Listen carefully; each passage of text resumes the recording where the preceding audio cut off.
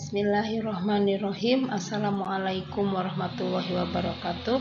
Selamat pagi, selamat berjumpa dengan Ibu dalam tayangan perdana mata pelajaran IPA. Perkenalkan, Ibu Cucu Rohmati Ningsih di kelas 7 tahun ajaran 2020-2021. Ibu mengajar IPA untuk kelas 7. Baik, sebelum pembelajaran IPA-nya dimulai, Ibu harus menyampaikan dulu isi silabus yang diterbitkan oleh Kementerian Pendidikan dan Kebudayaan Negara Republik Indonesia sebagai acuan dan pijakan materi apa yang harus disampaikan kepada anak didik di kelas 7.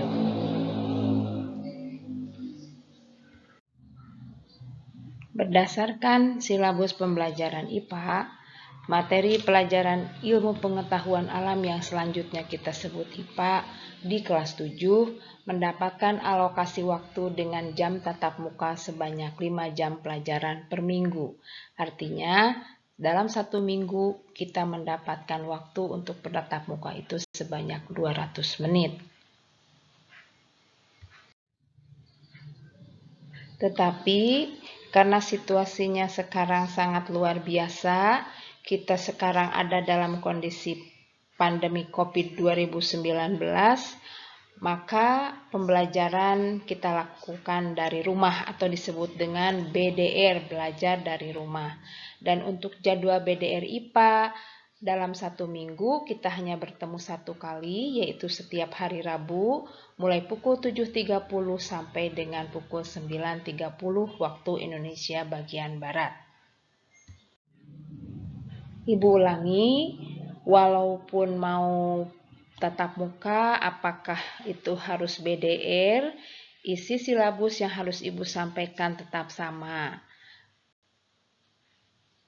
Isi silabus terdiri dari kompetensi inti, kompetensi dasar, mata pelajaran, dan kegiatan pembelajaran yang akan kita kupas satu-satu isi dari masing-masing konten tersebut. Yang pertama adalah kompetensi inti. Kompetensi ini merupakan kompetensi yang harus dikuasai oleh seluruh anak di Indonesia ketika selesai mempelajari sebuah mata pelajaran. Kompetensi ini kemudian terbagi menjadi 1 yang disingkat menjadi KI1, yang disorot adalah peningkatan kompetensi spiritual dari peserta didik, di mana setiap peserta didik yang selesai mempelajari sebuah mata pelajaran, dari inti dari mata pelajaran itu mereka harus mampu menghargai dan menghayati ajaran agama yang dianutnya. Sebagai kompetensi inti yang kedua, atau kita sebut sebagai KI2, yang disorot adalah kompetensi sosialnya. Setiap siswa yang selesai mempelajari sebuah mata pelajaran diharapkan mereka mampu menghargai dan menghayati perilaku jujur, disiplin, tanggung jawab, peduli, dengan memunculkan sikap toleransinya, gotong royongnya, kemudian santun, percaya diri dalam berinteraksi secara efektif dengan lingkungan sosial dan alam sekitarnya dalam jangkauan pergaulan dan keberadaannya.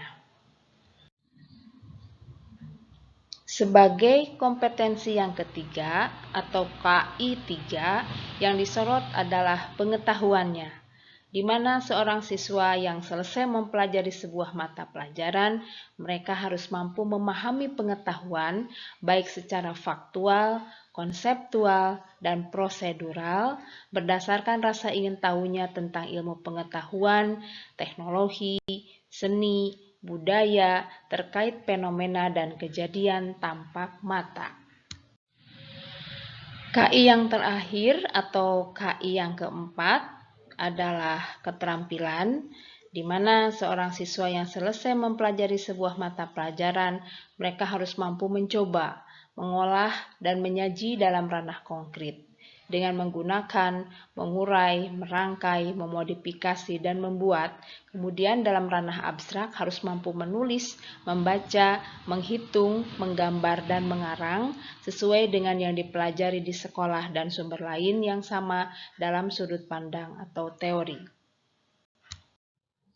KI 1 dan KI 2 atau yang kita sebut sebagai kompetensi sikap spiritual dan kompetensi sikap sosial dicapai melalui pembelajaran tidak langsung atau indirect teaching pada pembelajaran kompetensi pengetahuan dan kompetensi keterampilan melalui keteladanan, pembiasaan, dan budaya sekolah dengan memperhatikan karakteristik mata pelajaran serta kebutuhan dan kondisi peserta didik. Sementara penumbuhan dan pengembangan kompetensi sikap dilakukan sepanjang proses pembelajaran berlangsung dan dapat digunakan sebagai pertimbangan guru dalam mengembangkan karakter peserta didik lebih lanjut.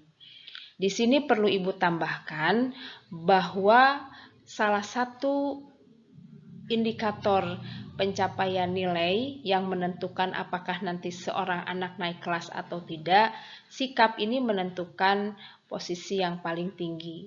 Nilai sikap tidak boleh dalam nilai C, sementara untuk kognitif dan keterampilan itu masih diperbolehkan dalam posisi nilai C.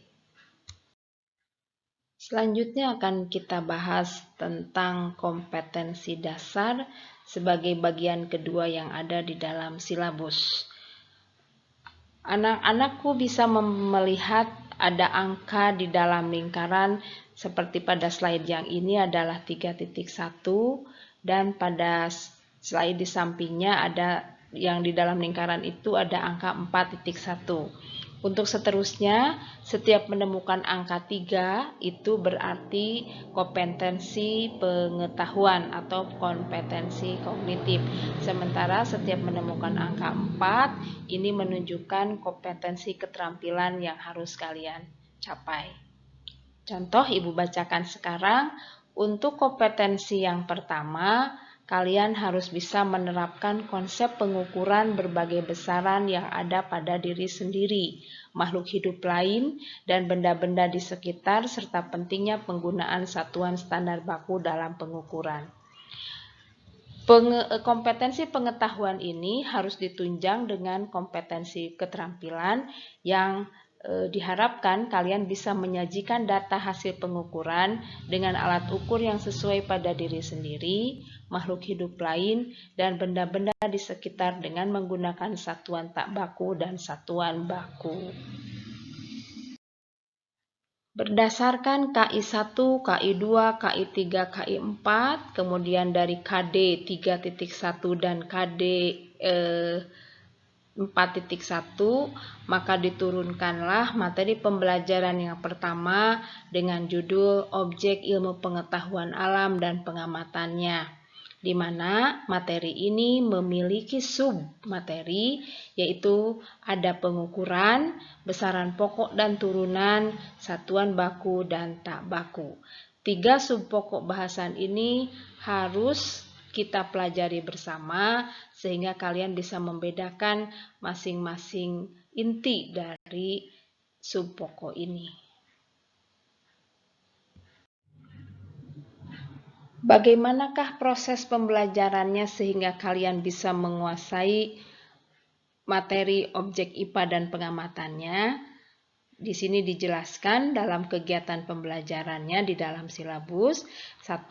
Kalian bisa mengamati diri sendiri dan teman serta benda-benda yang ada di sekitar untuk melihat ciri-ciri yang dapat diamati seperti tinggi badan, warna rambut, atau warna kulit.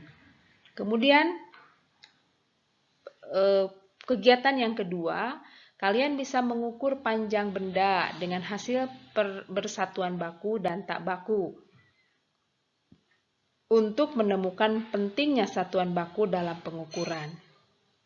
Yang ketiga, kalian bisa mengumpulkan informasi mengenai berbagai besaran pokok dan turunan yang dijumpai dalam kehidupan sehari-hari. Misalnya, panjang benda, massa jenis, energi, frekuensi denyut nadi, konsentrasi larutan, laju pertumbuhan tanaman, dan lain-lain. Atau juga kalian diharapkan mampu melakukan percobaan mengukur besaran panjang, massa, dan waktu menggunakan alat ukur baku dan tak baku untuk mendapatkan konsep satuan baku dan tak baku. Dan yang terakhir, kalian harus bisa menyajikan hasil percobaan tentang pengukuran dengan alat ukur dalam bentuk laporan tertulis dan mendiskusikannya dengan teman.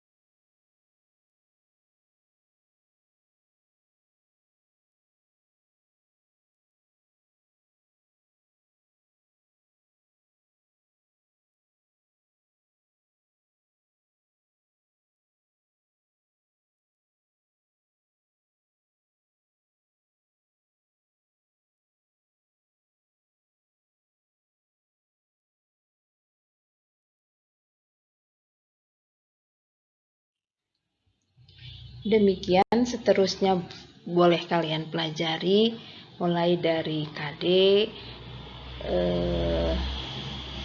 sampai ke model pembelajaran yang diharapkan dikuasai oleh kalian. Dan sebagai kesimpulannya, pokok bahasan IPA kelas 7 semester ganjil adalah sebagai berikut. Kalian harus menguasai 5 pokok bahasan. Yang pertama adalah objek IPA dan pengamatannya, yang kedua klasifikasi, yang ketiga zat dan karakteristiknya, keempat suhu dan kalor, kelima energi.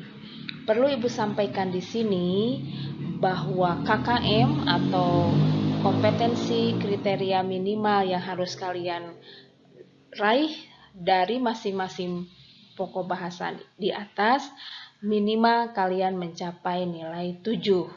Andai setiap ibu memberikan soal ulangan nilai kalian kurang dari 7, itu berarti kalian harus mengulangnya dengan istilah remedial.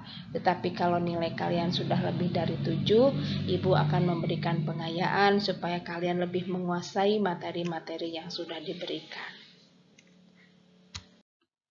Demikian paparan yang disampaikan mengenai silabus dan apa saja materi yang harus kalian pelajari untuk mata pelajaran IPA di semester ganjil tahun ajaran 2020-2021. Semoga apa yang Ibu sampaikan bisa memberikan pencerahan, bukan menambah kebingungan kalian. Tidak perlu panik, akan kita pelajari satu-satu sedikit demi sedikit sehingga kalian bisa mengerti dan memahami apa yang sudah Ibu sampaikan hari ini. Terima kasih untuk perhatiannya dan selanjutnya akan kita lanjutkan di pembicaraan ini di WA Group kelas 7A sampai kelas 7E. Diharapkan yang belum masuk ke dalam grup, silahkan untuk masuk melalui link yang sudah Ibu sebarkan ke wali kelas kalian masing-masing.